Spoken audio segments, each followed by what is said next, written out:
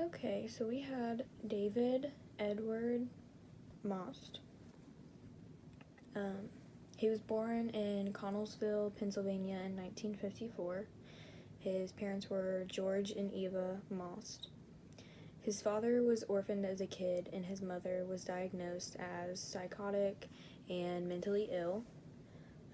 Maust was also put in a mental institute at the ripe young age of 9 by his mother. He was a danger to his siblings. He would set their things on fire. He would try to drown them. So, I mean, he was kind of whack from the start, I guess.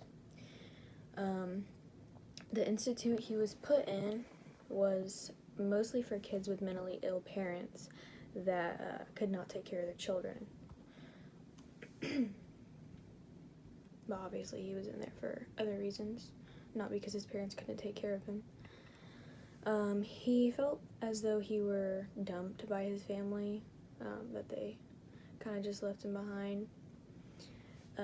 While he was in the institution, he choked 2 of his friends. His brother remembers him beating a squirrel to death with a baseball bat.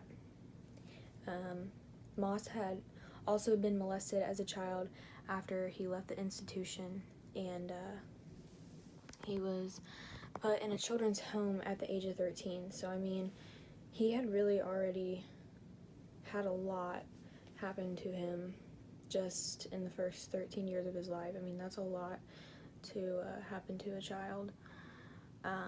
After finally getting away from the system after turning 18, he started working with his uncle for a construction company, but he later got fired for wrecking a company truck.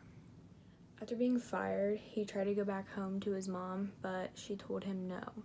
So he enlisted in the army at 18 years old in 1971, where he was a chef in Germany. So some of his crimes were, while he was stationed in Germany, he killed his first victim, a 13-year-old boy named James McClister. He was convicted of manslaughter and was sentenced to 4 years in Fort Leavenworth prison. He requested that he not be put on parole, but they denied it and let him free in 1977. 2 years later, in 1979, he murdered his friend in his apartment while he was asleep. He was tried for attempted murder. In 1981, he decided he wanted to find the 13-year-old boy that molested him and kill him. That man, that 13-year-old boy, obviously was now a man, and he couldn't find him. So instead, he just killed a random boy. His name was Donald Jones. He killed him by drowning him. The crimes continued. That same year, he killed a 14-year-old boy by stabbing him to death. For that, he was sentenced to 5 years to prison. While Maust was in prison, he wrote in a diary. He wrote that he wished he never got out because he knew he would kill again if they let him out. While in jail in Texas in 1982, he was sent to Illinois for Jones' murder, but he was unfit to stand trial and was sent to another mental institution. After being in jail for 10 years, waiting trial, he pled guilty and got 35 years in prison.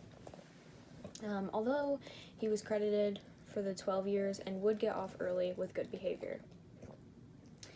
He served 17 years altogether and got out in 1999. He wrote a 5-page paper requesting that he not be let out, but he was let out anyways. So in 2001, he continued some crimes. He hit an acquaintance in the back of the head 6 times with a metal pipe, but he wasn't charged because the man did not want to press charges.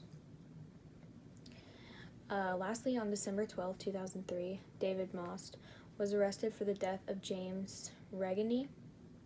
Regany's body was found in the concrete of Maust's basement in Hammond, Indiana, along with 2 other boys, Michael Dennis, he was 13-year-old, and Nick James was 19. In November of 2005, Maust pled guilty and was sentenced to 3 life sentences. Only a few months later, in January of 2006, Maust hung himself with the sheet of his bed and died a day later at St. Anthony Medical Center. Authorities found a suicide note that admitted to 5 killings, including the ones in Hammond, Indiana. He was 51 years old when he died. And that is all. Thanks for watching.